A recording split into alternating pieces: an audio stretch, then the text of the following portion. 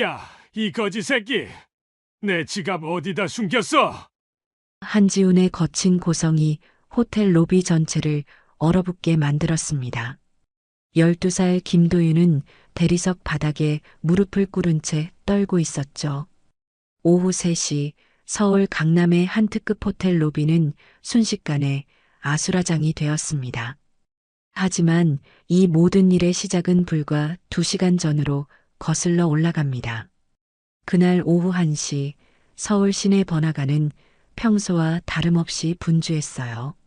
수많은 사람들이 바쁜 걸음으로 오가는 가운데 한 작은 그림자가 건물 사이사이를 조심스럽게 움직이고 있었습니다. 김도윤이었죠. 12살이라고는 믿기 어려울 정도로 야윈 체형에 거친 거리 생활로 인해 또래보다 훨씬 어른스러운 눈빛을 가진 소년이었습니다. 해진 옷에 더러워진 신발, 그리고 며칠째 제대로 씻지 못한 얼굴이었지만 그의 눈만큼은 유독 크고 맑았어요. 도윤은 그날도 어김없이 배고픔과 싸우고 있었습니다. 6살 때부터 고아원과 거리를 전전하며 살아온 지 벌써 6년째였죠. 고아원에서는 문제아로 찍혀 더 이상 받아주지 않았고, 그렇다고 거리 생활이 쉬운 것도 아니었습니다. 생존을 위해서는 때로 남의 주머니를 뒤지는 일도 해야 했어요. 그런 도윤에게 오늘은 특별히 운이 좋지 않은 날이었습니다. 아침부터 몇 번의 시도가 모두 실패로 돌아갔거든요. 경계심이 강한 사람들, 너무 많은 사람들, 혹은 경찰의 눈길까지 모든 것이 도윤에게는 장애물이었습니다. 점심시간이 훌쩍 지나가면서 도윤의 배는 더욱 심하게 꼬르륵거렸어요. 마지막 끼니를 먹은 게 언제였는지조차 기억나지 않았습니다. 현기증이 일기 시작했고 다리에 힘이 빠져갔죠. 바로 그때였습니다. 검은색 고급 리무진 한 대가 도윤이 서 있던 길가에 조용히 멈춰 섰어요. 운전석과 조수석에서 검은 정장을 입은 경호원들이 먼저 내렸습니다. 주변을 살피는 그들의 움직임은 마치 군인처럼 정확하고 신속했어요. 그리고 뒷좌석에서 한 노신사가 나타났습니다. 60대 후반으로 보이는 그 남성은 값비싸 보이는 정장을 완벽하게 차려입고 있었어요. 회색 머리를 단정하게 빗어넘긴 모습에서는 범상치 않은 품격이 느껴졌습니다. 하지만 무엇보다 도윤의 눈을 끈 것은 그의 차분하면서도 위험 있는 분위기였죠. 한승우 회장이었습니다. 한국 재계의 거물이자 한성그룹의 최고 경영자인 그였지만 도윤에게는 그저 잘 차려입은 노신사일 뿐이었어요. 경호원들이 회장을 호위하며 호텔 입구로 향하는 모습을 바라보던 도윤의 시선이 한 곳에 멈춰 섰습니다. 한승호의 뒷주머니에서 살짝 튀어나온 갈색 가죽 지갑이 보였거든요. 고급스러운 가죽의 질감과 색깔만 봐도 상당한 가치가 있어 보였습니다. 도윤의 가슴이 빠르게 뛰기 시작했어요. 머릿속으로는 수많은 계산이 오갔습니다. 경호원들이 있어서 위험하다는 생각하지만 너무 배가 고프다는 현실, 그리고 이런 기회가 언제 다시 올지 모른다는 절박함까지. 순간적으로 생존 본능이 모든 이성을 압도했습니다. 도윤은 마치 길고양이처럼 조용하고 빠르게 움직였어요. 한승호 일행이 호텔 현관문을 통과하는 바로 그 순간 군중 속에 섞여 접근한 도윤은 번개처럼 빠른 손놀림으로 지갑을 낚아챘습니다. 그리고는 곧장 근처 골목길로 달려갔어요.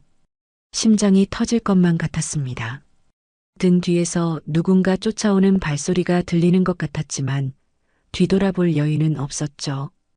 골목을 몇 개나 돌고 나서야 도윤은 겨우 숨을 고를 수 있었습니다.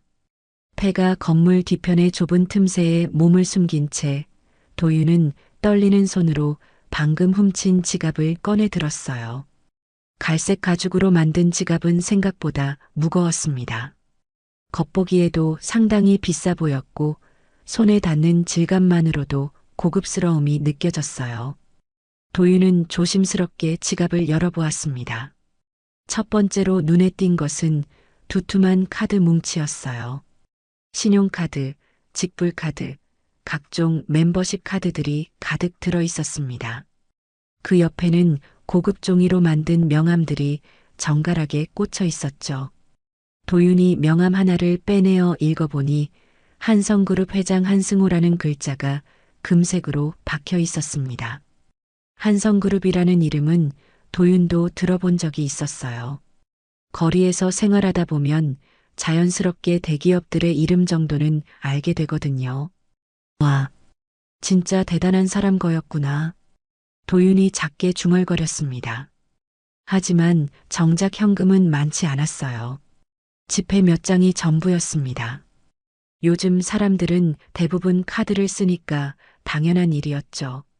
그런데 바로 그때 지갑의 안쪽 주머니에서 뭔가 딱딱한 것이 만져졌습니다. 도윤이 조심스럽게 꺼내보니 오래된 흑백 사진 한 장이었어요. 사진은 상당히 낡아 보였는데 모서리가 해지고 약간 누렇게 변색되어 있었습니다. 사진 속에는 두 사람이 찍혀 있었어요. 한 명은 중년 남성이었고 다른 한 명은 어린 소년이었습니다. 소년은 환하게 웃으며 남성의 어깨에 매달려 있는 모습이었죠. 둘 다 정말 행복해 보였어요. 이상했습니다. 도윤은 그 사진을 보는 순간부터 뭔가 묘한 기분이 들었어요. 특히 사진 속 어린 소년의 얼굴이 자꾸만 신경 쓰였습니다. 어디서 본 듯한 익숙함이 느껴졌거든요. 이 사람들, 누굴까? 도윤은 사진을 들고 한참을 바라보았습니다. 사진 속 소년의 미소가 유난히 밝고 해맑았어요.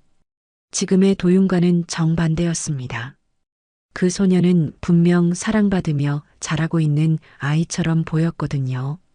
알 수 없는 감정이 가슴 깊은 곳에서 올라왔습니다.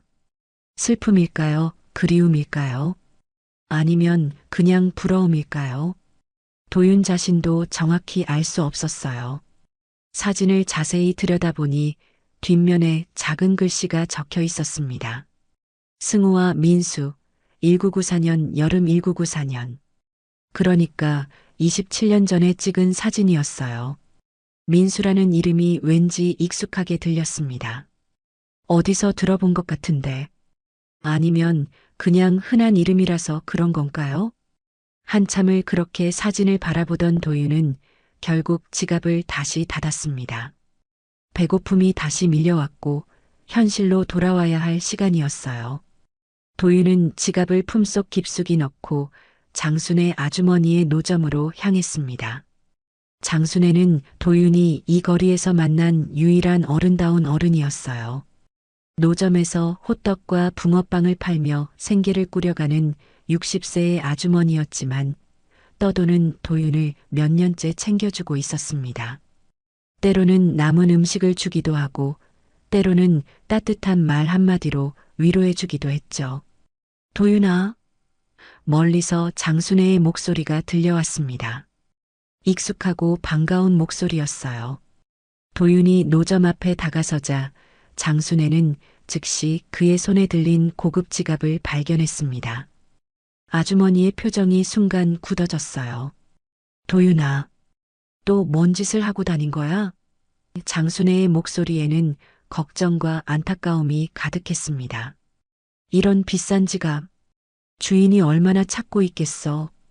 아주머니, 배가 너무 고파서. 도윤의 목소리는 작고 떨렸습니다. 장순애는 깊은 한숨을 내쉬며 도윤의 어깨를 가볍게 두드렸어요. 도윤아, 아주머니가 몇 번을 말했니? 남의 물건 훔쳐서 배 채우면 마음은 더 비어간다고. 장순애의 말에는 진심 어린 애정이 담겨 있었습니다. 그때 도윤은 그 오래된 사진을 다시 꺼내 보였습니다. 아주머니, 이 사진 좀 봐주세요. 장순애는 사진을 받아들고 자세히 들여다봤어요. 어머, 이 사진. 정말 오래된 것 같구나. 사진 속 중년 남성과 어린 소년의 모습을 보며 아주머니의 표정이 부드러워졌습니다. 아버지랑 아들 같은데 정말 행복해 보이네. 그죠? 저도 그렇게 생각했어요. 도윤이 고개를 끄덕였어요. 근데 이상해요. 이 사진을 보니까 뭔가 마음이 이상해져요. 어떻게? 장순애가 궁금해하며 물었습니다. 잘 모르겠어요. 그냥 뭔가 그리운 것 같기도 하고. 도윤이 작게 말했어요. 장순애는 도윤의 표정을 유심히 바라봤습니다. 뭔가 특별한 게 있는 것 같았어요. 평소와는 다른 도윤의 모습이었거든요.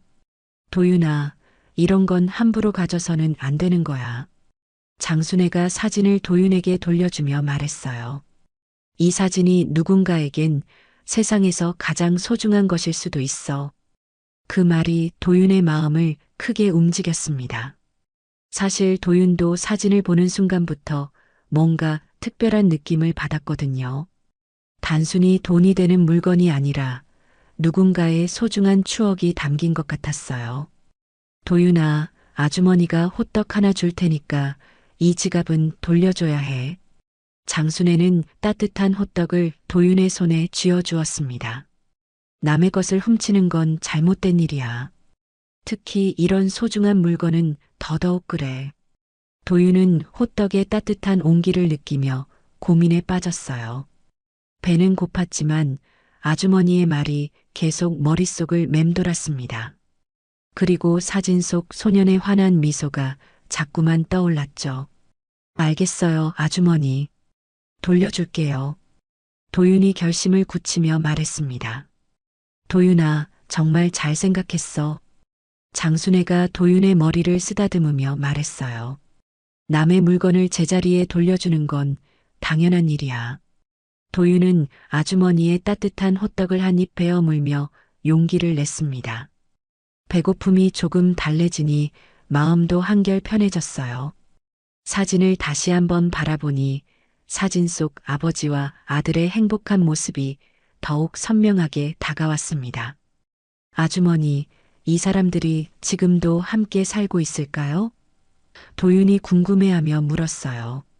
글쎄다. 27년이나 된 사진이니까. 장순애가 사진 뒷면의 날짜를 보며 말했습니다. 지금 이 아이도 30이 넘었을 테고.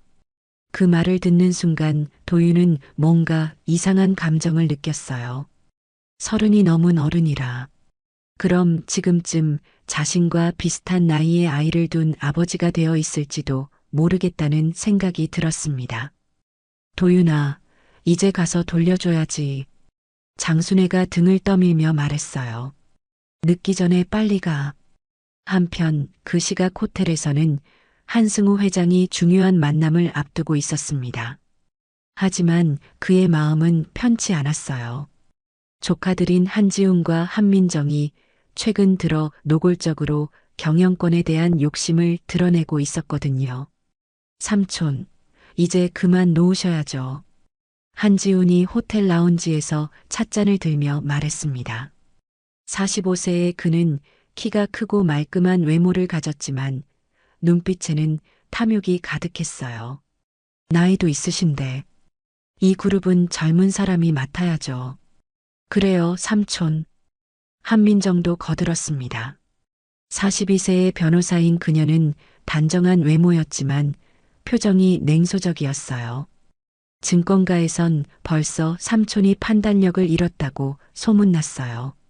주가에도 영향을 미치고 있고요.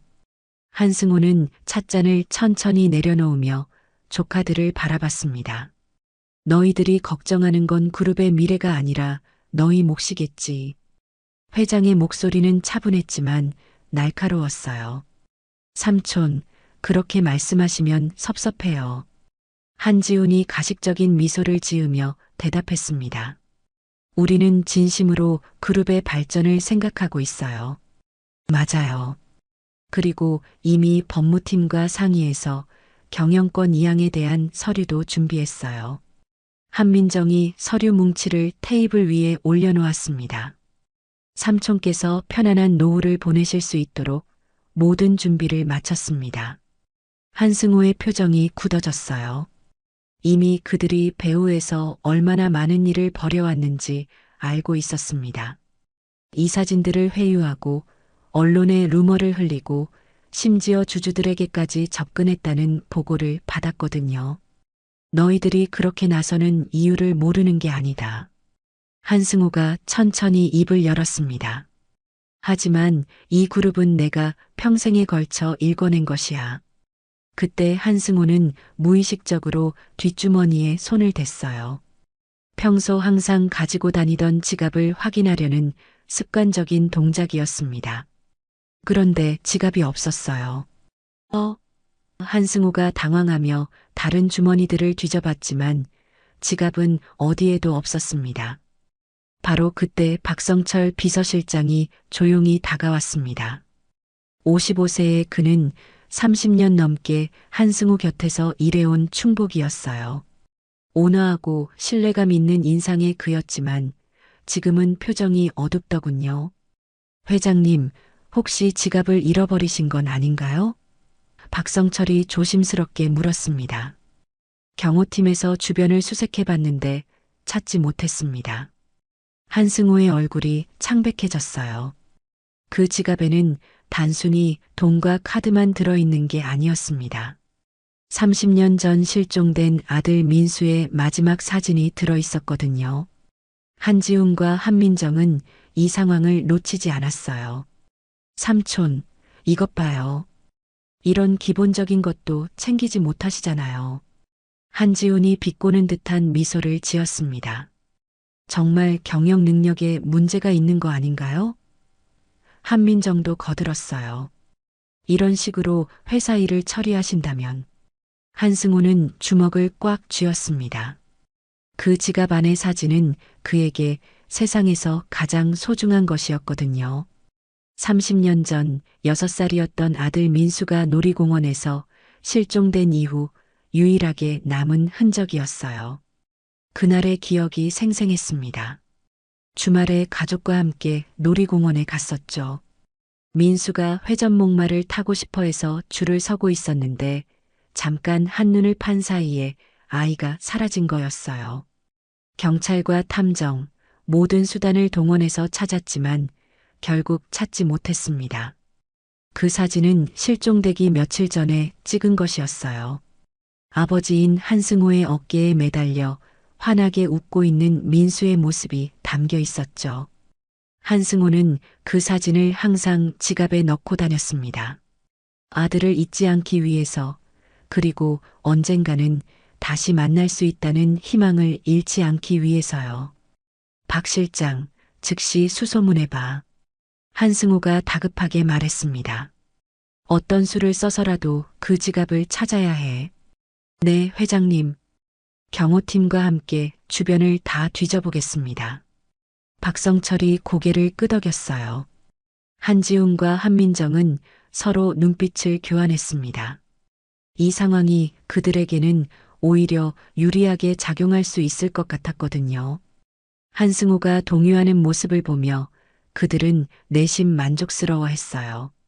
그 시각 도윤은 지갑을 돌려주기 위해 호텔로 향하고 있었습니다. 장순의 아주머니의 말이 계속 머릿속을 맴돌았거든요. 그리고 무엇보다 그 사진 때문에 마음이 편치 않았어요. 도윤이 호텔 로비에 들어서자 웅장한 샹들리에와 대리석 바닥이 그를 압도했습니다. 고급스러운 분위기에 위축되기는 했지만 도윤은 용기를 내어 프런트 데스크로 향했어요. 저, 실례합니다. 도윤이 작은 목소리로 말했습니다. 한승우라는 분이 지갑을 잃어버리셨는데, 하지만 그때였습니다. 갑자기 도윤의 팔을 거칠게 붙잡는 손이 있었어요. 호텔 경비원이었습니다. 너 뭐야? 여기서 뭐 하는 거야? 경비원의 목소리는 거칠고 의심스러웠어요. 도윤의 초라한 차림새를 보고는 문제가 있을 거라고 생각한 거였죠. 저는 그냥 지갑을 돌려주려고. 도윤이 당황하며 설명하려 했지만 경비원은 들어주지 않았습니다. 지갑? 어디서 훔친 거지? 경비원이 더 세게 도윤의 팔을 잡았어요. 바로 그때 한지훈이 나타났습니다. 로비의 소동을 보고 온 것이었죠. 한지훈은 도윤을 보자마자 비웃음을 터뜨렸어요.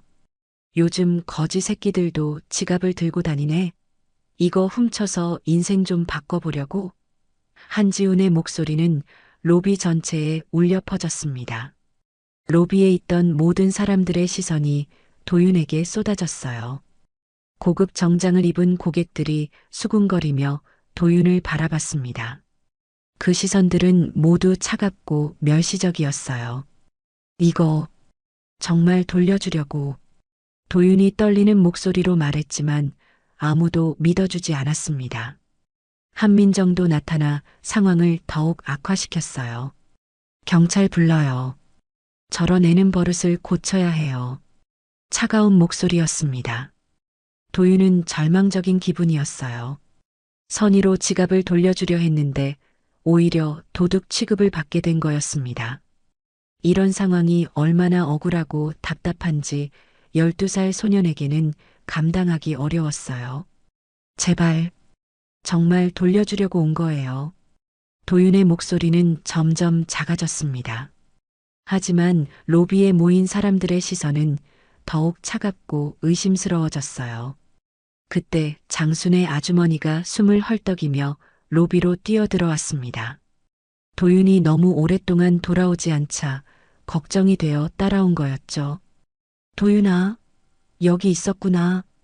장순애가 도윤을 발견하고 안도의 한숨을 쉬었어요. 아주머니, 도윤의 눈에 눈물이 맺혔습니다. 이 아이가 뭘 잘못했다고 이러세요? 장순애가 경비원과 한지훈을 번갈아 바라보며 말했어요. 60세의 나이지만 기가 센 아주머니는 전혀 주눅 들지 않았습니다. 이 아이는 남의 지갑을 주워서 돌려주려고 온 거예요. 장순애가 목소리를 높였습니다. 어른이라는 사람이 아이한테 무슨 짓을 하는 거예요? 한지훈은 장순애를 위아래로 훑어보더니 코웃음을 쳤어요. 아, 같은 부류끼리 왔구나. 할멈, 여기가 어디인 줄 알고 들어온 거야? 그의 말투는 더욱 거만하고 모욕적이었습니다. 뭐라고요? 장순애가 분노하며 한 걸음 앞으로 나섰어요. 바로 그 순간이었습니다. 엘리베이터 문이 열리면서 한승우 회장과 박성철이 나타났어요. 경호팀의 보고를 받고 지갑을 찾으러 온 것이었습니다. 회장님, 경비원이 급히 다가와 상황을 설명했습니다. 이 아이가 회장님 지갑을 가지고 있습니다. 한승우의 시선이 도윤에게 향했어요. 그 순간 시간이 멈춘 것 같았습니다. 회장은 도윤의 얼굴을 보며 뭔가 이상한 기분을 느꼈거든요. 익숙하면서도 그리운 느낌이었어요. 지갑 좀 보자. 한승우가 조용히 말했습니다. 도윤은 조심스럽게 지갑을 건넸어요. 한승우가 지갑을 받아들고 확인하는 동안 로비는 조용해졌습니다. 맞다. 내 지갑이야. 한승우가 고개를 끄덕였어요. 그것 봐요, 삼촌. 역시 도둑이었잖아요. 한지훈이 득에양양하게 말했습니다. 이런 애들은 본때를 보여줘야 해요. 하지만 한승우는 뭔가 다른 것에 신경이 쓰였어요. 지갑을 열어보니 카드와 현금은 그대로 있었습니다. 정말 도둑이었다면 이미 돈을 빼내고 카드도 사용했을 텐데 모든 것이 그대로 있었거든요. 더 중요한 건 그 소중한 사진이었어요. 한승우는 급히 지갑 안쪽 주머니를 확인했습니다. 그리고 그가 가장 소중히 여기는 그 오래된 사진을 찾았어요. 다행히 사진은 그대로 있었습니다. 이 사진, 너도 봤겠구나. 한승우가 사진을 꺼내며 말했어요. 도윤은 고개를 끄덕였습니다. 네, 정말 행복해 보이는 사진이에요. 아버지랑 아들 같은데. 그 말을 듣는 순간 한승우의 가슴이 두근거렸습니다. 아버지와 아들. 정확한 표현이었어요. 사진 속 인물은 바로 자신과 실종된 아들 민수였거든요. 너 이름이 뭐니? 한승우가 도윤을 바라보며 물었습니다. 김도윤이에요. 도윤이 작은 목소리로 대답했어요. 한승우는 그 이름을 듣고 더욱 이상한 기분이 들었어요. 왜 이 아이가 자꾸만 신경 쓰일까요? 그리고 이 얼굴이 왜 이렇게 익숙하게 느껴질까요? 정말 돌려주려고 온 거니? 한승우의 목소리에 떨림이 있었어요. 네, 정말이에요. 도윤이 간절하게 대답했습니다. 장순의 아주머니가 남의 물건은 돌려줘야 한다고 하셔서. 삼촌, 속지 마세요. 한지훈이 끼어들었어요. 요즘 애들이 얼마나 연기를 잘하는데요. 일단 훔치고 나서 들키면 돌려주려고 했다고 하는 거예요. 맞아요. 한민정도 거들었습니다. 법적으로도 이미 절도죄가 성립된 상황이에요. 돌려줬다고 해서 죄가 없어지는 건 아니죠. 하지만 한승우는 계속 도윤을 바라봤어요. 그 아이의 눈빛에서 진실함을 느꼈거든요. 그리고 무엇보다 그 얼굴이 자꾸만 익숙하게 느껴졌습니다. 도윤아, 너는 부모님이 계시니? 한승우가 부드럽게 물었어요. 도윤은 고개를 떨어뜨렸습니다. 아니요. 고아예요. 언제부터? 한승우의 목소리가 더욱 떨렸어요. 6살 때부터요. 기억이 별로 없어요. 도윤이 작게 대답했습니다. 한승우의 심장이 빠르게 뛰기 시작했어요. 6살. 그것도 자신의 아들 민수가 실종된 나이와 같았습니다. 설마 이런 일이. 혹시 어디서 태어났는지 아니? 한승우의 목소리는 더욱 떨렸어요. 잘 모르겠어요. 고아원에서도 정확한 건 모른다고 했어요. 도윤이 답답한 듯 말했습니다. 그때 한승우는 중요한 질문을 하나 더 던졌어요. 혹시 민수라는 이름을 들어본 적이 있니? 도윤의 눈이 순간 커졌습니다. 민수요? 그 이름 어디서 들어본 것 같은데. 사진 뒷면에도 그 이름이 적혀 있었어요. 한승우는 더욱 확신하기 시작했어요. 모든 조건이 너무나 일치했습니다. 나이, 실종 시점, 그리고 이 묘한 친숙함까지. 박 실장, 한승우가 박성철을 불렀어요. 이 아이와 단둘이 얘기 좀 하고 싶다. 회장님, 위험할 수 있습니다. 박성철이 걱정스럽게 말했어요. 괜찮아. 이 아이는 정말 돌려주려고 온 것 같다.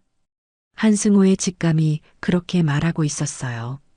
한지훈과 한민정은 이 상황이 마음에 들지 않았습니다. 삼촌이 이상하게 그 아이에게 관심을 보이고 있었거든요. 삼촌, 정말 조심하세요. 한지훈이 의미심장하게 말했어요. 요즘 삼촌이 판단력이 흐려진다고 소문이 나는데 이런 식으로 행동하시면. 그 말에 한승우의 표정이 굳어졌어요. 조카들이 뒤에서 어떤 일을 벌이고 있는지 다시 한번 실감했습니다. 그때 박성철이 조용히 한승우에게 다가와 귓속말을 했어요. 회장님, 혹시 이 아이가. 한승우도 같은 생각을 하고 있었습니다.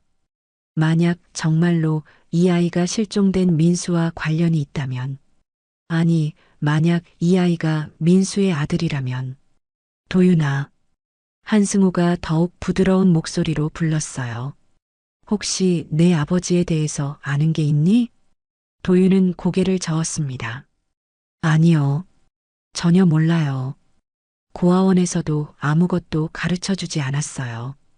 그럼 너의 본래 성은 뭘까? 한승우가 조심스럽게 물었어요. 그것도 몰라요. 김씨라고 하는데 확실하지 않대요. 도윤이 슬픈 표정으로 대답했습니다. 한승우는 점점 더 확신이 서기 시작했어요. 이 모든 상황이 우연의 일치로 보기에는 너무나 완벽했습니다. 만약 민수가 어디선가 살다가 아이를 낳았다면, 그리고 그 아이가 바로 이 도윤이라면, 그때 장순애가 다가왔어요. 회장님이시죠? 정말 죄송합니다. 이 아이가 신뢰를 많이 끼쳤네요. 아주머니는 정중하게 인사했습니다. 아닙니다. 오히려 제가 감사해야죠. 한승우가 진심으로 말했어요.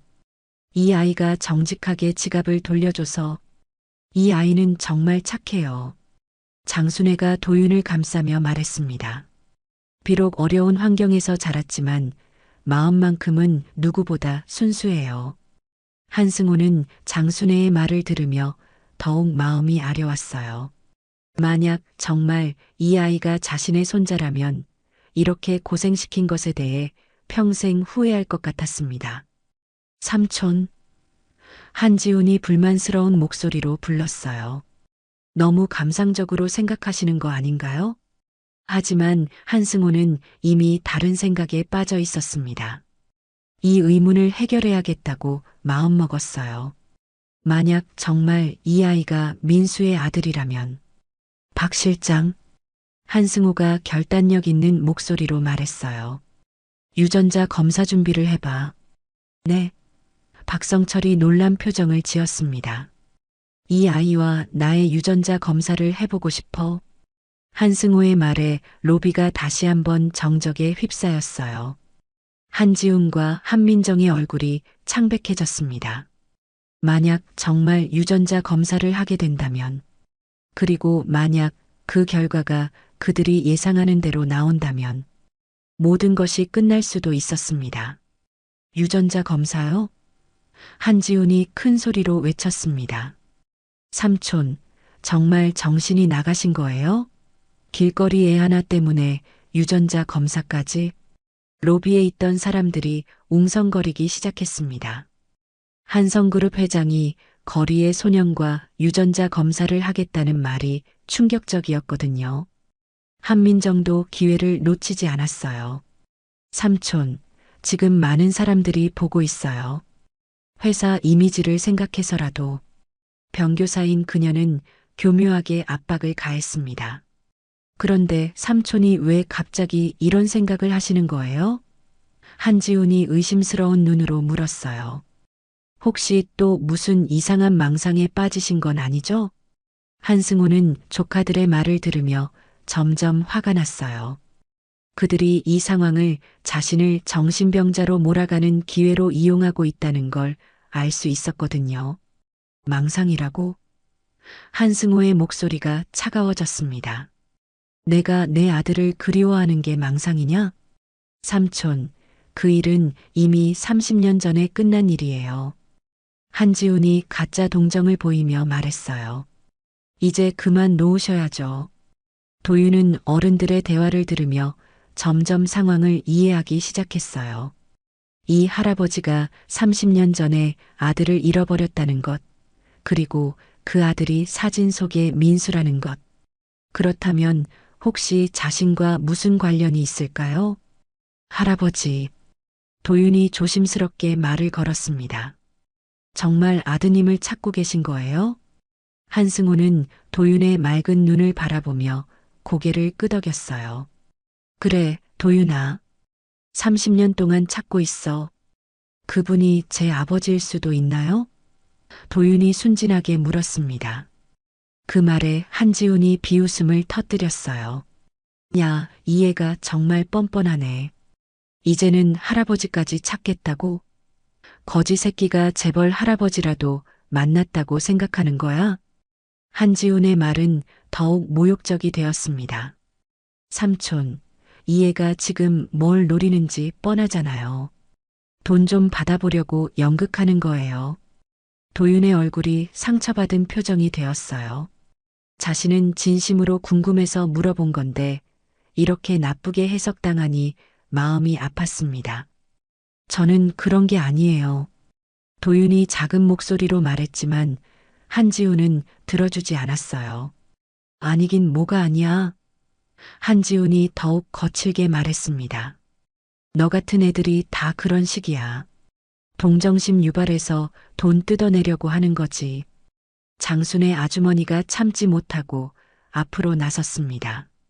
이 양반이 정말 아이한테 무슨 말을 하는 거예요? 부모 없다고 해서 함부로 대해도 된다는 법이 어디 있어요? 할멈, 여기서 큰 소리 치지 마. 한지훈이 장순애를 향해 더욱 거칠게 말했어요. 당신도 이 애랑 똑같은 처지면서 무슨 당당한 척이야? 지훈. 한승우가 조카의 이름을 날카롭게 불렀습니다. 말이 너무 지나치다. 죄송해요, 삼촌. 하지만 정말 화가 나서 한지훈이 시치미를 떼며 말했어요. 삼촌을 속이려는 애들을 보니까 참을 수가 없네요. 한민정이 한지훈의 편을 들었습니다. 오빠 말이 맞아요, 삼촌. 이런 일은 신중하게 처리해야 해요. 유전자 검사 같은 건 너무 성급한 판단이에요. 하지만 한승호의 마음은 이미 결정됐어요. 이 아이에게서 느끼는 묘한 감정, 그리고 모든 상황이 일치하는 우연. 이것들을 그냥 넘어갈 수는 없었습니다. 도윤아. 한승우가 도윤에게 무릎을 살짝 굽혀 눈높이를 맞췄습니다. 무서워하지 마. 그냥 간단한 검사야. 정말 아프지 않아요? 도윤이 걱정스럽게 물었어요. 전혀 아프지 않아. 그냥 입안을 살짝 긁는 거야. 한승우가 부드럽게 설명했습니다. 그때 한지훈이 마지막 카드를 꺼내 들었어요. 삼촌, 이 일이 언론에 알려지면 어떻게 되는지 생각해 보세요. 한성그룹 회장이 길거리에와 유전자 검사를 했다는 기사가 나가면 주가가 폭락할 수도 있어요. 한민정도 거들었어요. 투자자들이 삼촌의 정신 상태를 의심하게 될 거예요. 한승우는 조카들의 협박에 잠시 망설였어요. 하지만 곧 마음을 굳혔습니다. 상관없어. 한승우가 단호하게 말했어요. 내 아들을 찾는 것 앞에서 주가 따위는 중요하지 않아. 한지훈과 한민정은 더 이상 어떻게 할 수 없었어요. 삼촌이 완전히 마음을 굳힌 상태였거든요. 그럼 내일 병원에서 만나자, 도윤아. 한승우가 도윤의 어깨를 가볍게 두드렸어요. 네, 알겠어요. 도윤이 고개를 끄덕였습니다. 그때 박성철이 한승우에게 다가와 속삭였어요. 회장님, 혹시 결과가 좋지 않게 나오면 그래도 상관없어. 한승우가 대답했어요. 적어도 의문은 해결되겠지. 하지만 한승우의 마음 깊은 곳에서는 이상한 확신이 자라고 있었어요. 이 아이가 정말 자신과 혈연 관계일 것 같다는 예감이 들었거든요. 이틀 후 서울의 한 유명 병원에서 검사가 진행됐습니다. 한승우와 도윤 모두 간단한 구강 검사를 받았어요. 의사는 이 검사가 며칠 안에 결과가 나올 거라고 말했습니다. 도윤아, 무섭지 않았지? 한승우가 검사를 마친 도윤에게 물었어요. 아니요, 전혀요. 도윤이 밝게 웃으며 대답했습니다. 할아버지가 옆에 계셔서 안 무서웠어요. 그 말에 한승우의 가슴이 따뜻해졌어요. 이 아이가 정말 자신의 손자였으면 좋겠다는 생각이 간절해졌습니다. 한편 한지훈과 한민정은 불안한 나날을 보내고 있었어요.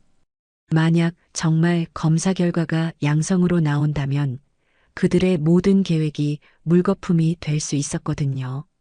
언니, 정말 걱정돼. 한지훈이 한민정에게 말했어요.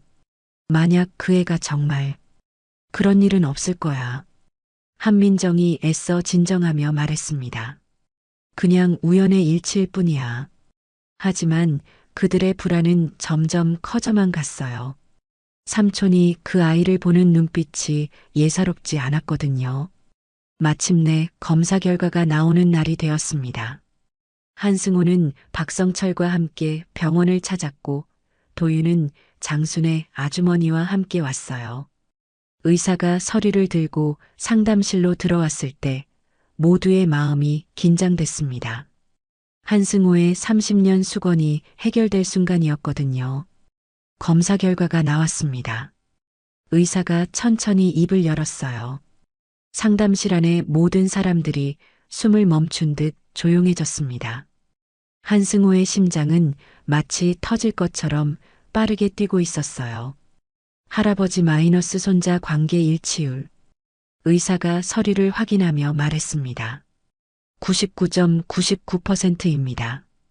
그 순간 한승호의 눈에서 눈물이 흘러내렸어요. 30년 동안 기다려온 기적이 현실이 된 거였습니다. 도윤이 정말 자신의 손자였던 거예요.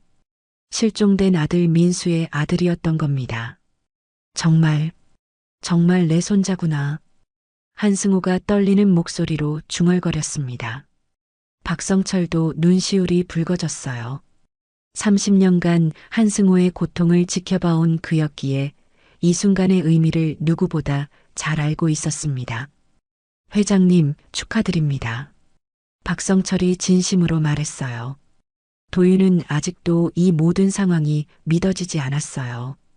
자신에게 정말로 할아버지가 있었다니. 그것도 이렇게 훌륭한 분이 할아버지라니. 할아버지. 도윤이 작은 목소리로 불렀습니다.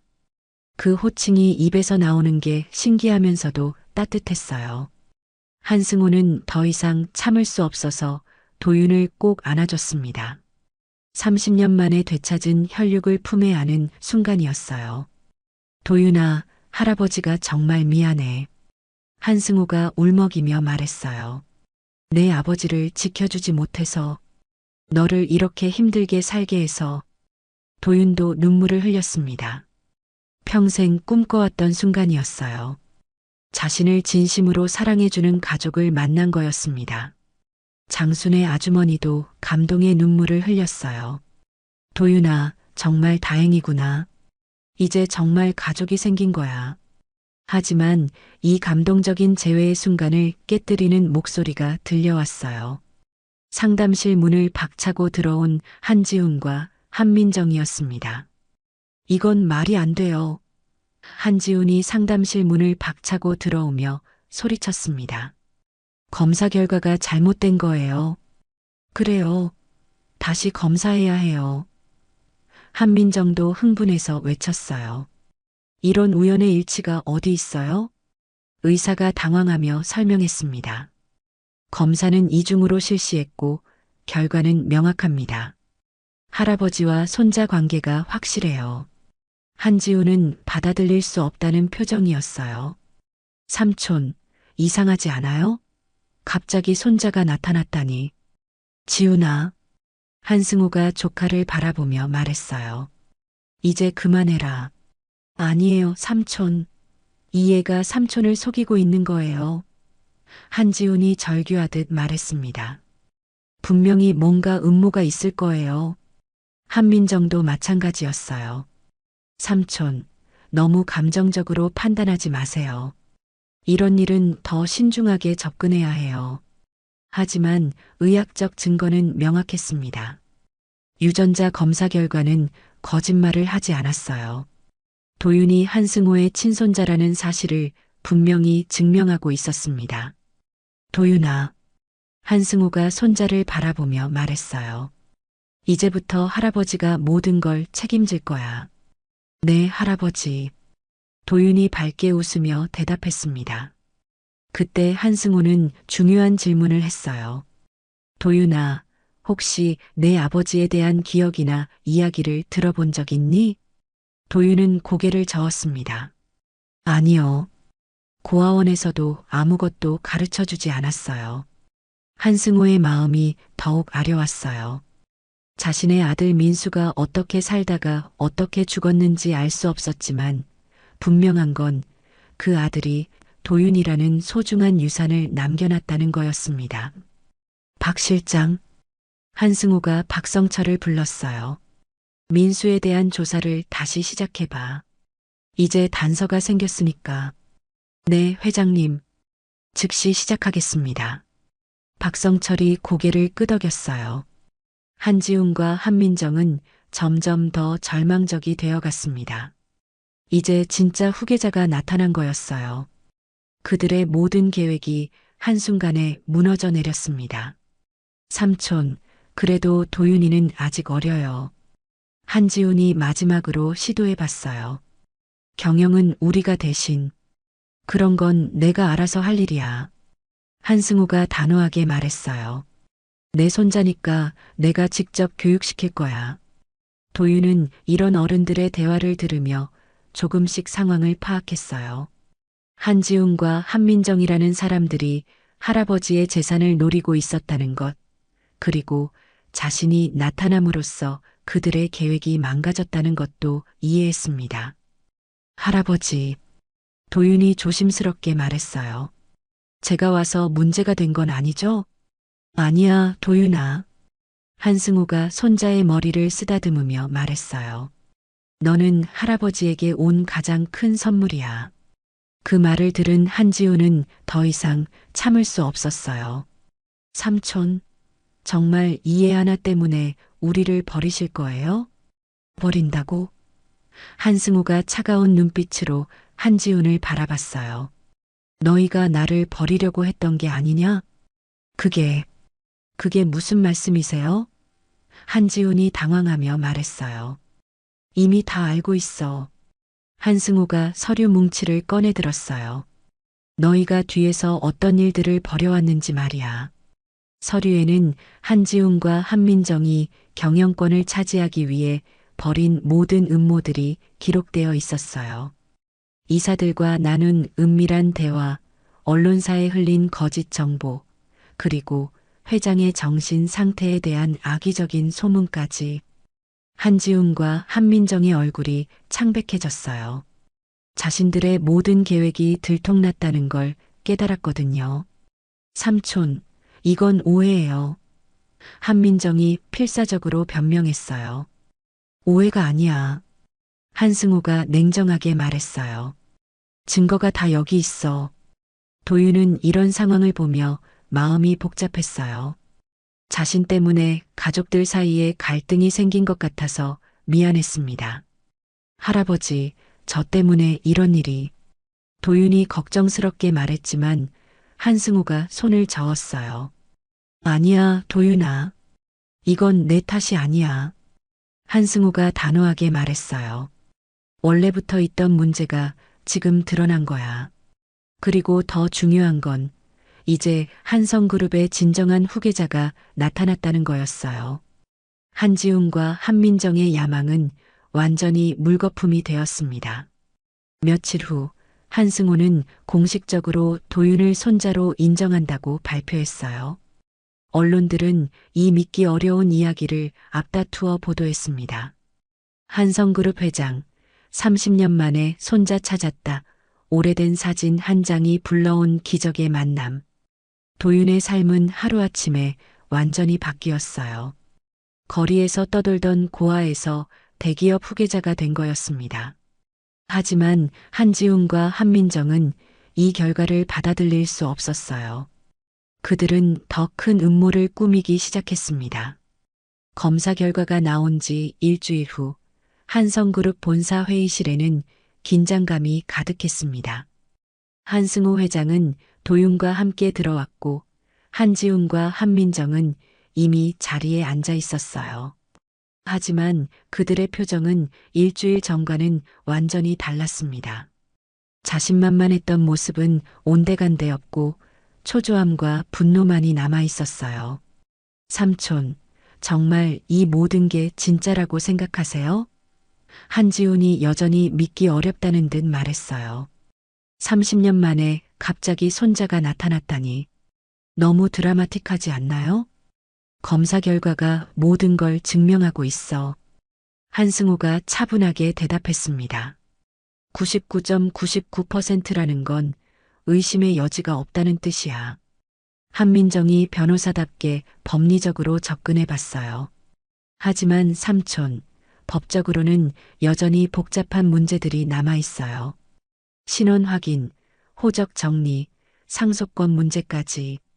그런 건 차차 해결하면 돼. 한승우가 도윤의 어깨에 손을 올리며 말했어요. 중요한 건 내 손자가 돌아왔다는 사실이야. 도윤은 아직도 이 모든 상황이 꿈만 같았어요. 불과 일주일 전까지만 해도 거리에서 떠돌며 하루하루를 연명하던 자신이 이제는 대한민국 최대 기업의 후계자가 된 거였습니다. 고급 양복을 입고 회의실에 앉아 있는 자신의 모습이 낯설기만 했어요. 할아버지, 도윤이 조심스럽게 불렀습니다. 아직도 그 호칭이 어색했지만 말할 때마다 가슴이 따뜻해졌어요. 그래, 도윤아. 한승우가 환하게 웃으며 대답했습니다. 30년 만에 되찾은 혈육을 바라보는 그의 눈빛에는 무한한 사랑이 담겨 있었어요. 하지만 한지우는 아직 포기하지 않았습니다. 삼촌, 그렇다고 해도 경영권 문제는 별개예요. 도윤이가 아직 어리잖아요. 12살인데 무슨 경영을 할 수 있겠어요? 그건 내가 걱정할 일이 아니야. 한승우의 목소리가 차가워졌어요. 내 손자니까 내가 알아서 교육시킬 거야. 하지만 현실적으로 생각해 보세요. 한지훈이 목소리를 높였습니다. 우리는 이미 경영진으로서 충분한 경험을 쌓았어요. 반면에 도윤이는 경험? 한승우가 비웃으며 말했어요. 너희가 쌓은 경험이라는 게 뭐야? 바로 그때 한승우는 준비해온 서류 뭉치를 테이블 위에 던졌어요. 너희가 뒤에서 어떤 일들을 벌여왔는지 모든 증거가 여기 있다. 서류에는 한지훈과 한민정이 이사들과 나눈 은밀한 대화 기록, 언론사에 돈을 주고 흘린 루머들, 그리고 회장의 정신 상태에 대한 거짓 진단서를 조작하려던 시도까지 모든 것이 담겨 있었어요. 이게 뭐예요? 한지훈이 당황하며 서류를 들춰봤습니다. 너희가 한 일들이야. 한승우가 냉정하게 말했어요. 내가 바보인 줄 알았니? 30년 동안 이 자리에 있으면서 이런 음모쯤은 다 꿰뚫어 보고 있었어. 한민정의 얼굴이 창백해졌어요. 변호사로서 이런 증거들이 법정에서 어떤 의미를 갖는지 너무나 잘 알고 있었거든요. 그때 한지훈이 마지막 발악을 시작했어요. 삼촌, 설령 그렇다고 해도 이 상황은 이상해요. 이 애가 정말 우연히 삼촌 지갑을 훔쳤을까요? 뭔 소리야? 한승우가 미간을 찌푸렸어요. 생각해보세요. 수많은 사람들 중에서 하필 이 애가 삼촌 지갑을 훔쳤어요. 한지훈이 흥분하며 말했습니다. 그리고 하필 그 지갑에 민수 삼촌 사진이 들어 있었고, 그건 한승우도 순간 말을 잃었어요. 분명히 이 애가 미리 삼촌에 대해 조사했을 거예요. 한지훈이 득에양양하게 말했습니다. 그리고 계획적으로 접근한 거죠. 한민정도 거들었어요. 맞아요, 삼촌. 요즘은 유전자 조작 기술도 발달했고 검사 결과를 속이는 방법도 있을 수 있어요. 도윤은 이런 어른들의 대화를 들으며 상처받았어요. 자신이 정말로 나쁜 의도로 접근했다고 의심받는 게 억울했습니다. 저는 정말 그런 게 아니에요. 도윤이 작은 목소리로 말했지만 한지훈은 들어주지 않았어요. 봐요, 삼촌. 이의 표정 좀 보세요. 한지훈이 손가락질하며 말했습니다. 뭔가 숨기고 있는 게 분명해요. 지훈아, 그만해. 한승우가 경고하듯 말했지만 한지훈은 멈추지 않았어요. 삼촌, 이 애가 삼촌을 속이고 있어요. 한지훈이 더욱 큰 소리로 외쳤습니다. 분명히 뒤에 누가 있을 거예요. 그때 도윤이 갑자기 일어났어요.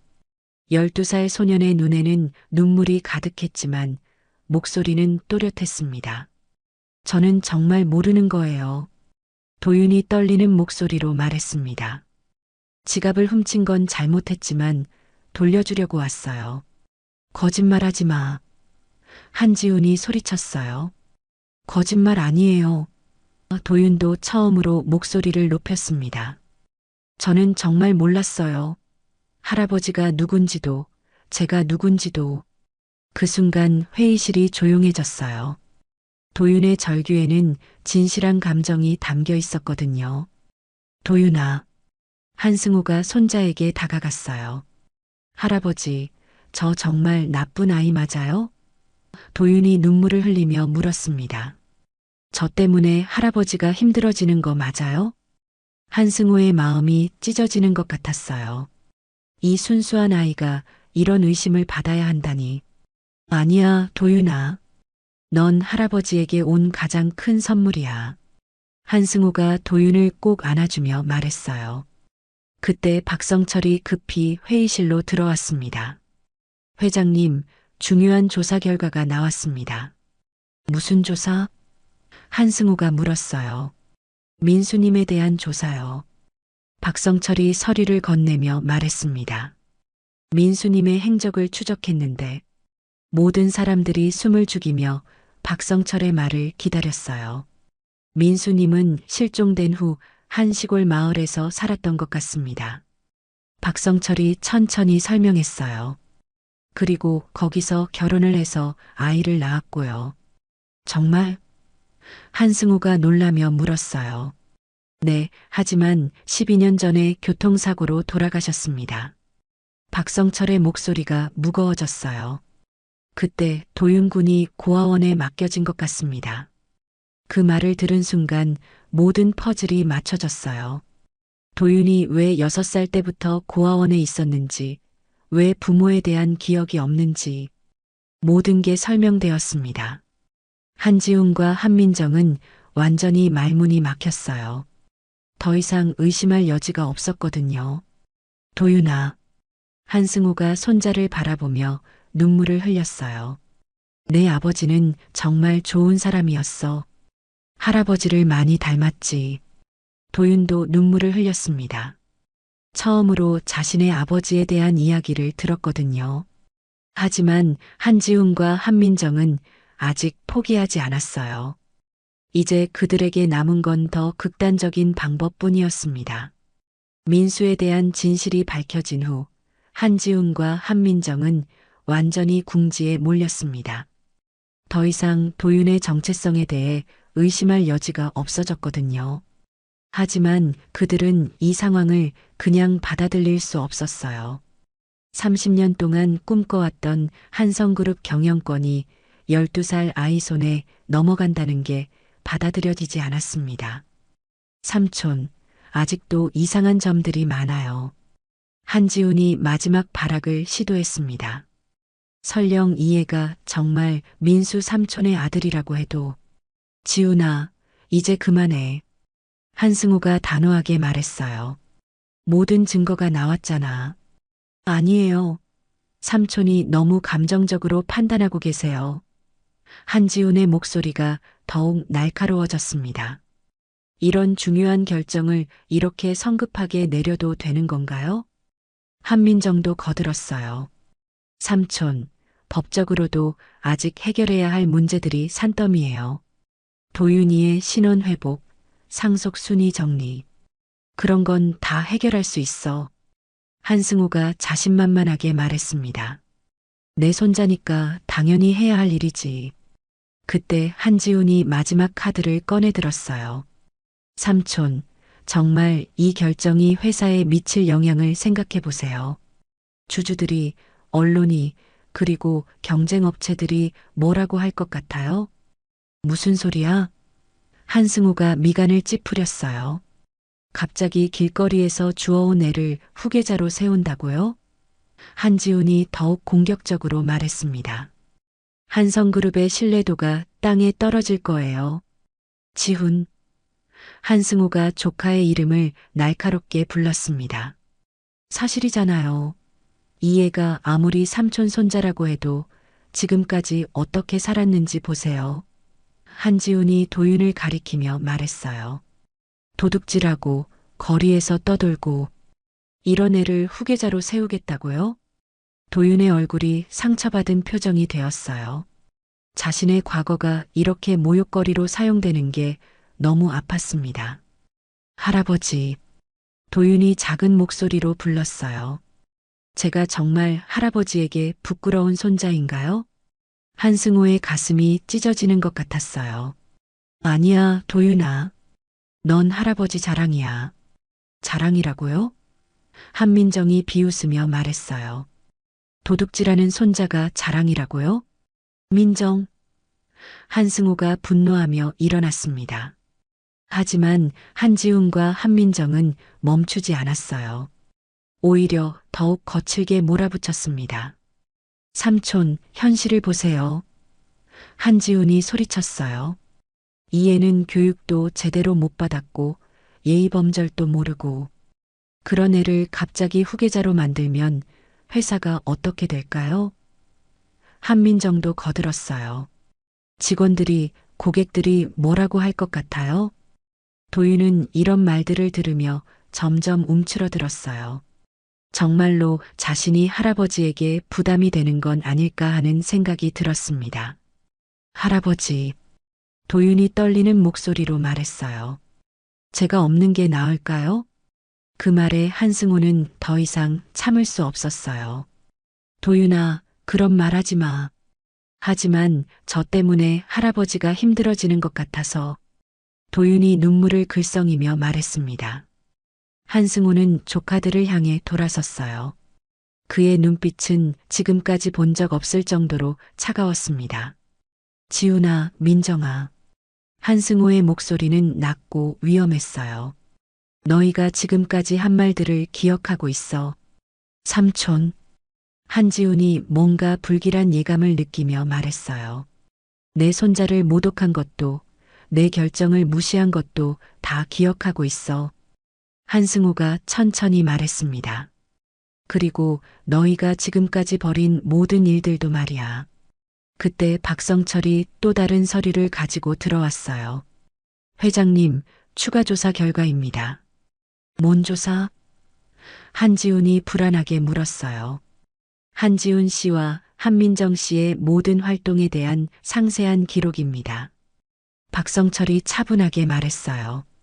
경영권 찬탈을 위한 불법적인 시도들, 회장님의 명예를 훼손하려던 계획들. 한지훈과 한민정의 얼굴이 창백해졌어요. 자신들의 모든 음모가 낱낱이 파헤쳐진 거였습니다. 이뿐만 아니라 횡령 시도, 문서 조작, 그리고 회장님을 정신병자로 몰아가려던 시도까지 박성철이 계속해서 읽어내려갔어요. 모든 증거가 확보되었습니다. 한민정이 필사적으로 변명했어요. 삼촌, 이건 오해예요. 우리는 정말 회사를 생각해서 한승우가 비웃었습니다. 회사 돈을 빼돌리려던 것도 회사를 생각해서였나? 한지훈은 이제 완전히 절망했어요. 모든 계획이 수포로 돌아갔을 뿐만 아니라 법적 처벌까지 받을 위기에 처했거든요. 삼촌, 제발. 한지훈이 무릎을 꿇으며 애원했습니다. 한 번만 봐주세요. 봐달라고? 한승우가 차가운 목소리로 말했어요. 너희가 내 손자에게 했던 말들을 기억하니? 도윤도 그때의 모욕적인 말들을 생생히 기억하고 있었어요. 거지 새끼, 부모 교육을 제대로 못 받았다. 도둑놈 같은 말들. 이제 누가 진짜 교육을 제대로 못 받은 건지 알겠지? 한승우가 냉정하게 말했습니다. 그때 도윤이 조용히 일어났어요. 12살 소년의 목소리는 차분했지만 확고했습니다. 한지훈 아저씨, 기억하세요? 도윤이 한지훈을 바라보며 말했어요. 뭘 기억하라는 거야? 한지훈이 짜증스럽게 대답했습니다. 호텔에서 저한테 하신 말씀이요. 도윤이 천천히 말했어요. 거지 새끼가 지갑을 훔쳐서 인생을 바꿔보려고 한다고 하셨잖아요. 한지훈의 얼굴이 굳어졌어요. 그때의 모욕적인 말들이 생각났거든요. 아저씨 말씀이 맞았어요. 도윤이 작은 미소를 지으며 말했습니다. 정말로 인생이 바뀌었거든요. 하지만 아저씨가 원하던 방향은 아니죠. 그 말에 한지훈은 할 말을 잃었어요. 자신이 했던 말이 이렇게 되돌아올 줄은 꿈에도 생각하지 못했거든요. 그리고 부모 교육을 제대로 못 받았다고도 하셨죠? 도윤이 계속해서 말했어요. 이제 보니 정말로 교육을 제대로 못 받은 건 누구인지 알겠어요. 한승우는 손자의 당당한 모습에 뿌듯함을 느꼈습니다. 겨우 12살인데도 이렇게 의연하게 상황을 처리하는 모습이 자랑스러웠어요. 지훈아, 민정아. 한승우가 최종 통보를 내렸습니다. 이제 선택해. 조용히 물러날 것인가 아니면 법정에서 만날 것인가. 한지훈과 한민정은 더 이상 어떻게 할 수 없었어요. 모든 증거가 그들의 죄를 입증하고 있었고 진짜 후계자까지 나타났으니 더 이상 변명의 여지가 없었습니다. 결국 그들의 탐욕과 오만이 스스로를 파멸로 이끈 거였어요. 그로부터 한 달 후 서울중앙지방법원 대법정은 이례적으로 많은 언론과 관계자들로 가득 찼습니다. 한성그룹의 경영권 분쟁과 관련된 최종 판결이 나오는 날이었거든요. 판사가 판결문을 읽어내려가는 동안 법정 안은 숨막히는 정적에 휩싸였어요. 피고인 한지훈, 한민정은 경영권 찬탈 음모, 문서 조작, 명예훼손, 그리고 횡령 시도 등의 혐의로 판사의 목소리가 엄숙하게 울려 퍼졌습니다. 각각 징역 3년, 벌금 10억 원에 처한다. 한지훈과 한민정의 얼굴이 완전히 굳어졌어요. 그들이 그토록 갈망했던 한성그룹의 경영권은 영원히 손에 닿지 않는 곳으로 멀어져 버렸습니다. 게다가 법적 처벌까지 받게 되면서 사회적으로도 완전히 매장당한 거였어요. 또한 피고인들이 소유한 한성그룹 지분은 모두 몰수하며 향후 10년간 그룹 관련 업무에 관여할 수 없다. 판사의 추가 선고에 한지훈은 절망적인 표정을 지었습니다. 법정을 나서는 한지훈과 한민정을 기다리고 있던 것은 수많은 기자들의 플래시 세례였어요. 한성그룹 경영권 찬탈 시도 실패, 회장 조카들 징역형 확정, 30년 만에 돌아온 진짜 후계자. 헤드라인들이 실시간으로 터져나왔습니다. 한지훈은 기자들에게 둘러싸여 마이크를 들이대는 상황에서도 여전히 분노에 차 있었어요. 이건 말이 안 돼요. 길거리 애 하나 때문에 이렇게 될 줄이야. 하지만 그의 말은 더 이상 아무런 의미가 없었습니다. 한민정도 마찬가지였습니다. 모든 게 그 낡은 사진 한 장 때문이었어요.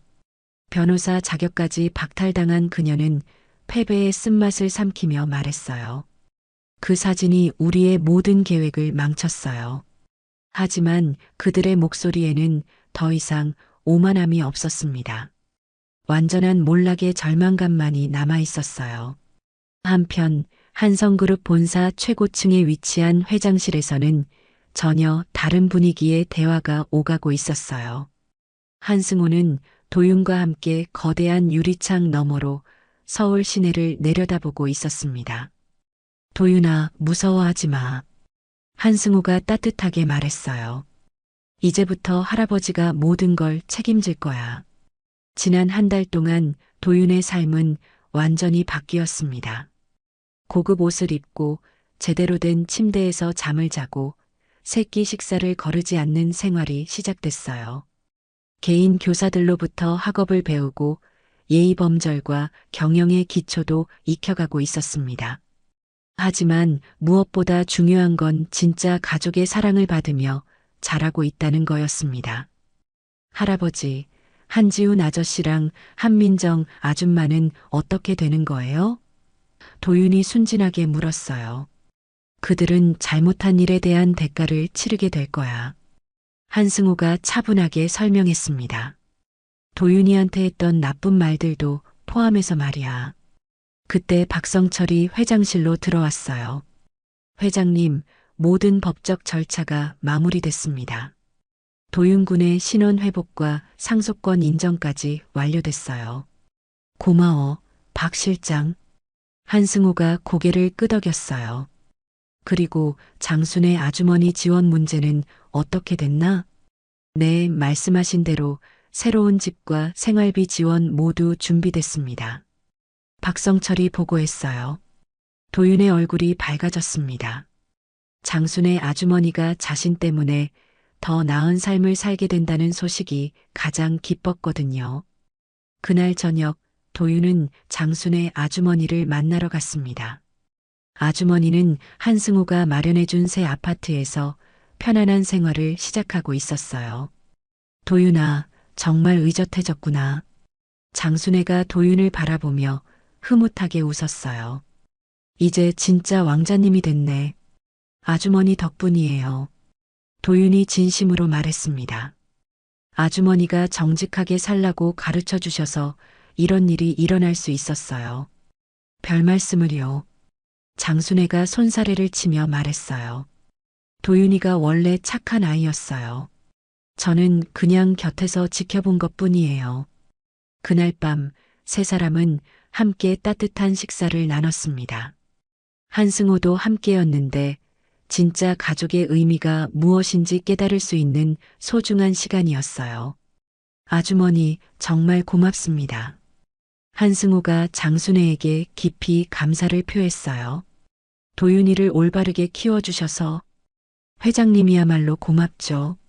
장순애가 대답했습니다. 도윤이가 이렇게 좋은 할아버지를 만나서 정말 다행이에요. 한 해가 흘렀습니다.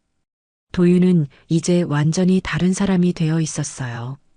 건강해진 몸과 자신감 넘치는 표정, 그리고 무엇보다 사랑받고 있다는 확신이 그를 빛나게 만들었습니다.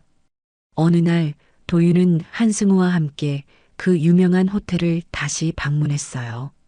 1년 전 그 충격적인 만남이 있었던 바로 그 장소였습니다. 기분이 어때, 도윤아? 한승우가 물었어요. 신기해요, 할아버지. 도윤이 로비를 둘러보며 말했습니다. 1년 전에는 여기서 도둑 취급받았는데 이제는 이 모든 걸 물려받을 후계자지. 한승우가 자랑스럽게 말했어요. 그때 호텔 직원 한 명이 다가와 정중하게 인사했습니다. 회장님, 도윤 도련님, 어서 오세요. 1년 전과는 완전히 다른 대우였어요. 도윤은 그 순간 한지훈이 했던 말을 떠올렸습니다. 거지 새끼가 인생을 바꿔보려고 한다는 그 모욕적인 말이요. 하지만 이제 도윤은 웃을 수 있었어요. 할아버지, 한지훈 아저씨 말이 맞았던 것 같아요. 도윤이 장난스럽게 말했습니다. 정말로 인생이 바뀌었거든요. 그렇구나. 한승우가 웃으며 대답했어요. 하지만 내가 바꾼 건 너만의 인생이 아니야. 할아버지의 인생도 완전히 바뀌었어. 그날 밤 도윤은 자신의 방에서 그 오래된 사진을 다시 한번 바라봤어요. 이제는 액자에 넣어서 책상 위에 놓여 있는 소중한 가족 사진이 되었습니다. 사진 속의 어린아이가 바로 자신의 아버지였다는 게 아직도 신기했어요. 하지만 분명한 건 그 사진이 자신과 할아버지를 만나게 해준 기적의 매개체라는 거였습니다. 만약 그날 지갑을 그냥 가져갔다면, 만약 장순의 아주머니의 말을 듣지 않았다면 이런 기적은 일어나지 않았을 거예요. 며칠 후 한성그룹은 새로운 발표를 했습니다. 한성그룹 회장의 실종된 아들의 아들, 30년 만에 기적적 만남, 오래된 사진 한 장이 불러온 운명적 재회. 언론들은 이 믿기 어려운 이야기를 앞다투어 보도했어요.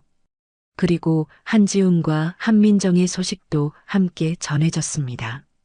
한성그룹 경영권 찬탈 시도한 조카들, 완전한 몰락 탐욕이 불러온 파멸, 사회적 매장까지. 한지훈은 감옥에 수감되기 전 마지막 인터뷰에서 이렇게 말했어요. 모든 게 그 지갑 때문이었습니다. 그 낡은 사진 한 장이 우리의 모든 계획을 망쳤어요. 하지만 그의 목소리에는 더 이상 오만함이 없었습니다. 패배의 쓴맛만이 남아 있었어요. 도윤은 이제 자신의 과거를 부끄러워하지 않았습니다. 거리에서의 힘든 경험들이 오히려 자신을 더 강하고 현명하게 만들어줬다고 생각했거든요. 그리고 무엇보다 정직함의 가치를 깨닫게 해준 소중한 교훈이었어요. 한승호도 마찬가지였습니다. 30년 동안의 그리움과 후회가 이제는 감사함으로 바뀌었어요. 손자를 찾았을 뿐만 아니라 그 과정에서 진짜 가족의 의미까지 깨달을 수 있었거든요. 그리고 한지훈과 한민정은 완전히 몰락했습니다. 탐욕과 오만이 불러온 당연한 결과였어요. 그들이 무시했던 거지 새끼가 결국 진짜 후계자였고 그들의 모든 음모를 무너뜨린 거였습니다. 이야기의 마지막 장면은 한성그룹 본사 옥상 정원에서 펼쳐졌어요. 한승우와 도윤이 함께 서울 시내를 내려다보며 대화를 나누고 있었습니다. 할아버지, 정말 신기해요. 도윤이 말했어요. 낡은 사진 한 장이 이렇게 큰 변화를 가져올 줄이야. 그래, 도윤아. 한승우가 그 소중한 사진을 다시 한번 바라보며 말했어요. 때로는 가장 작은 것이 가장 큰 기적을 만들어내는 법이야. 도윤은 이제 확신했습니다. 정직함과 선량함이야말로 인생에서 가장 소중한 가치라는 걸요. 그리고 그런 마음으로 살아간다면 언젠가는 반드시 좋은 일이 일어난다는 것도 말이죠. 한지훈과 한민정이 추구했던 건 결국 남의 것을 빼앗는 탐욕이었지만 도윤이 보여준 건 남의 것을 돌려주는 정직함이었습니다. 그 차이가 결국 모든 운명을 갈라놓은 거였어요. 도윤아, 내가 그날 용기를 내서 지갑을 돌려주지 않았다면 우리는 영원히 만나지 못했을 거야. 한승우가 손자와 함께 석양을 바라보며 말했어요. 네, 할아버지. 장순의 아주머니 말씀이 맞았던 것 같아요. 도윤이 밝게 웃으며 대답했습니다. 정직하게 행동하니까 이런 기적이 일어났어요. 오래된 사진 한 장이 불러온 기적의 이야기는 이렇게 끝이 났습니다. 하지만 도윤과 한승우의 새로운 인생은 이제 막 시작되었어요. 정직함이 가져다 준 가장 아름다운 선물과 함께 그리고 진정한 가족의 사랑 속에서 말이죠. 한지훈이 그토록 비웃었던 거지 새끼는 결국 진짜 후계자가 되었고 탐욕에 눈이 먼 그들은 모든 것을 잃고 말았습니다. 세상에서 가장 소중한 것은 돈이나 권력이 아니라 정직한 마음과 진실한 사랑이라는 걸 보여준 감동적인 이야기였어요.